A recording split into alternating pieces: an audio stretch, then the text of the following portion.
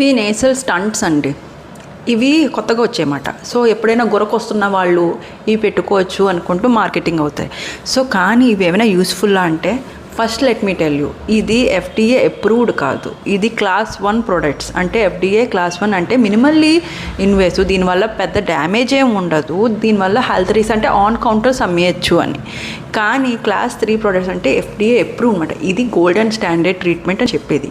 ఇది very mild condition. అసలు snoring వచ్చేది ముక్కు ప్రాబ్లం వల్ల వచ్చే కండిషన్స్కి సివియారిటీ ప్రకారం ట్రీట్మెంట్ ఇవ్వాలండి. ప్రతిదానికి దీంతో అనేది impossible. Very mild allergies or ముక్కు బ్లాక్ అవుతుంది లైట్గా ఆర్ మైల్డ్ డీవియేషన్కి ఇవి యూజ్ అవ్వచ్చు.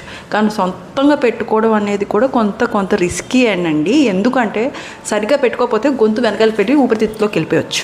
సో ఇలాంటివి ఏవైనా వాడుతున్నప్పుడు ENT డాక్టర్ని అడగండి. ఇది గోల్డెన్ స్టాండర్డ్ ట్రీట్మెంట్ కాదు OSAకి చెప్తున్నట్టు.